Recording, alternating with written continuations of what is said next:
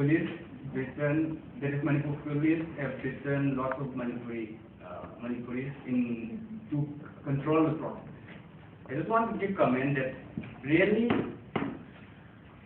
Manipuri police intentionally don't want to punish the people, don't want to punish the people. But Indian Army, who is the real cause, who is the cause behind these problems, makes Manipuri police taken. So, yeah, I could make the argument for all police in India. In a sense, I don't think the policeman individually is a cruel person and therefore peace. But again, I'll take your word on Manipuri police. I don't know the Manipuri police and I'm not talking on that. But the point I'm making is different. Right? The policeman there is an agent of the state. And you choose to be an agent of the state, right? And it's not just about Manipur. You look at police in Delhi, the way they would beat up somebody, who's, of the wrong class, of the wrong caste, according to them. So it's a broader issue that I'm talking about when I say the police can be equally violent, and probably the fact that even if AFSPA were there, the Indian state has several resources and means of violence. So I'm not saying that a Manipuri who becomes a policeman is, taken over. In fact, most individual policemen, the constable level, would probably be, working class, just trying to get a job, trying to make ends meet. But it's a broader structural issue, right? And Indian police does that again and again and again. Does not make a difference between police and security forces. Absolutely cruel, as cruel as anybody else. If the security forces leave, the police will not torture anything, they will do the same thing. And actually, no difference. You may be a constable, you may come from the working class, you may be as cruel as anybody else. No difference between police and the security forces, no difference in rank.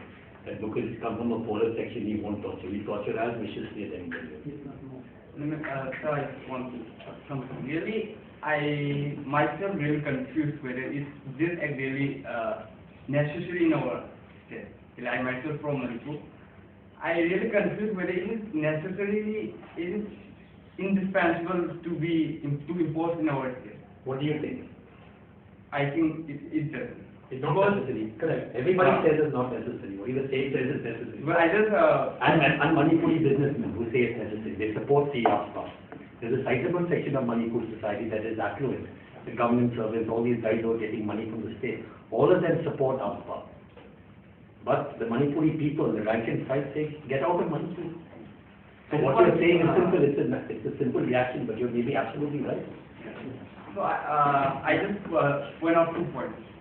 First thing, when AFSPA was imposed for the first time in September 1980, there was only 4 armed opposition groups, that is revolutionary groups in Manipur. But if we see the real situation right now, there are more than 2 dozens of armed opposition groups right now. So even if there, I get confused when and why did India impose this act. I heard there's something like regarding some Naga issue it was imposed something. But is this act necessary to impose? And if not, why can't we restrict? Why can't we repel this? And as I was telling that something, if armed forces special power is repel also, come to the point. Repel also, there will be some other act will be imposed. So what is the need of this act? Okay. With your permission, of the chairperson, I just want to clarify one point. He said AFSPA was introduced for the first time in 1980, which is not correct. AFSPA was meant for Assam and Manipur and passed in 1958. Its first implementation starts around 1960, and in 1980, the entire Manipur became, under AFSPA. So you need that correction. I just say, I have a theory, I might be totally wrong. I believe that Manipur has nothing to do with terrorism. Security forces nothing to do with terrorism. They have to create a climate where the Indian security forces can get trained. So they create a climate of injustice. They know that it will react, it will cause a reaction. Security forces need hostile terrains where they get trained. Kashmir, they get trained. Manipur, they get trained. They look for Dantewada, they get trained. You see, the state has a bigger picture. All of us know it has nothing to do with terrorism. It is, militancy, terrorism and all that. And why this level of violence? Why this indiscriminate killing? Why do you provoke people to become militant? Why do you provoke people to take up arms against the state? Why? What is the reason? You have to think about it. My feeling is that they want arenas in the state. Because they can't go outside and get training. Arenas in the state where they can be shot at, where they get trained, where they intelligence, get into society, penetrate society, do violence against society. It's a training ground. What do you think? Yeah, there was a very striking point made by Dr. Watson that, the ordinary and the extraordinary, the last 52 years. So, in terms of the legal provisions, is there any sort of limitation as to what extent or to what period of time can a particular region or geographical zone in the country continue to be labeled as, disturbed or facing extraordinary situations? Like 52 years or maybe even longer or lesser. Like what's the limit to, does the law have anything to, is there a legal provision that contains? Yes, there's no limit in the law, but I think someone should challenge and say, somebody should really challenge us. The last case done was 15 years ago, maybe 15 years ago. 1997. So that's, 15 years. And killings, hundreds of killings. We just came back from Manipur. We published a small book on the tortured execution disappearances in Manipur just now. So somebody should challenge the use of the law, the misuse of the law, the killings of people. 50 years of AFSPA, why should it be repeal of the law? Somebody should challenge. Who knows? There's also the very politics, the subjectivity involved. The politics lies in the subjectivity involved in who decides what is a disturbed area and how. I mean, is it the number of armed groups? Is it the total number of people? Is it the number of incidents? So, I mean, that itself is part of the politics of the state. That's Yeah, Naveen. I want to ask Colin, who didn't mean that, but it is a kind of clarification also. Said that there is, when you correct it in a way that what is there in the law and how it's not something in the law, but it's how it was being implemented, right?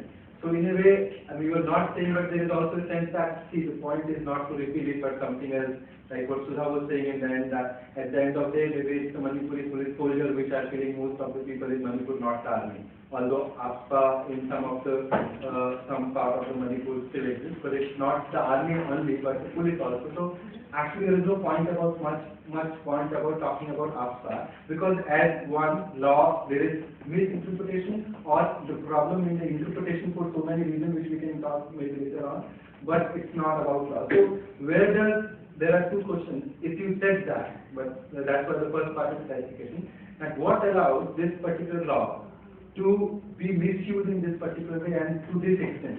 And secondly, isn't there is also a very important aspect with AFSPA related to how the laws, a particular kind of laws in particular territory has been used.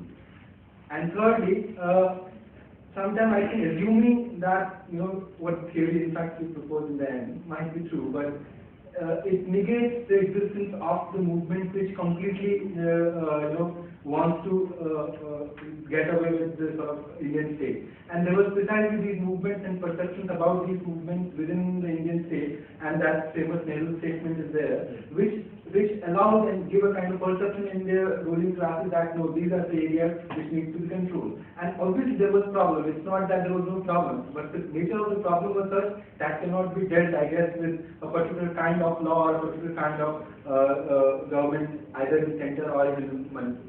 No, I didn't mean to say that. I'm so sorry. No, I can understand. No, I can understand. I can perfectly. Now that you asked the question, I said, my God, I might have sounded it. See, it's a terrible law. What I wanted to say simply is that we shouldn't take a terrible law and attribute to it attributes that it doesn't have. See, why are we opposed to AFSPA? Why should we allow the army to come in aid of the civil power? That's the first thing. Secondly, why should we have a clause that says suspicion? It's an ambiguous clause, right? As a lawyer, I understand that if I take a man to court and he says suspicion, I'll ask him, where was the gun, where was the grenade? But civil society doesn't understand suspicion, they understand suspicion. Right? Immunity, there's a clause for immunity. Now I understand, because I'm a lawyer, there are many judgments. Immunity means if you're in a public function. Torturing a person is not immunity. You understand? I know the judgment. But civil society says immunity, I can't go to court. 99% of Manipuris, when they look at that, they say immunity means I can't go to court. So please, I'm sorry for putting it in the way in which I did. It's an obnoxious piece of legislation because we must look at legislation not only as a lawyer looks at it, we must look at it how does the ordinary person who's not, who doesn't know some, 20 Supreme Court judgments, it's supposed to make sense to ordinary people. The law to ordinary people looks as if it's totally against them. So the commonsensical understanding that this law gives you a license to kill, the commonsensical understanding is right, the practical reality is right. But I was saying this to say that if people say that the law, we must have a... Why I said this was because cases in Manipur, very few cases actually taken up. Why? Because people believe they have immunity. Why? Because people believe they have a right to kill. They don't have. And I always tell people, please don't take it that the law means they have an unlimited right to kill. You must prosecute these people. That's one. Yes, sir. But Colin, you're still not answering Naveen's question, which Sudha didn't answer mine, which is that the historical question of the nation is at stake here, in the sense that what Naveen is rightly pointing out, and what I tried to ask Sudha, which is completely misunderstood, is that you cannot talk about the nation or the law in these abstract terms of letter and spirit. You have to talk about them about how they are implemented in a historical context. And in the historical context of Northeast, it has been a violation in the very fundamental foundation of the Nehruvian Indian state at the point. So we can talk if we are blue in the face about how AFSPA in practice is not AFSPA in letter, or how democratic constitutionalism is not exactly what we know, but how does that take us any further from the situation at hand? In fact, in the Naga case, I think an argument made to the court when the argument started on behalf of the Naga People's Movement for Human Rights, started by saying, look at the instances of torture. Justice Barucha was Chief Justice. He said, stop them immediately in their tracks. We are looking at the law. We are not looking at instances of misuse. And this is a classic Indian phrase in constitutional law. The misuse of the law doesn't mean that the law is bad. First, we look at the letter of the law and see if it's correct. Once it is correct, then we'll try and correct the misuse. And the question is, can you look at the law apart from the ground reality of the use of the law? The answer is no, but the Constitutional Bench decision in the Naga people's case is that. And they stopped them from arguing, right? In the first minute, Baruch Chief Justice said, we are not going into the misuse of the law. Show us the letter of the law. Show us the word which is offensive. And the words bereft of the social context. Look innocent, suspicion of terrorist activity, carrying a bomb, looks innocent on the face of it. Looks innocent. May not even look innocent actually, but anyway, it passed muster in the Supreme Court. But you're absolutely right. The ground reality is everything. The law is nothing. But the law gives you the ideological justification. Sorry. So, any questions?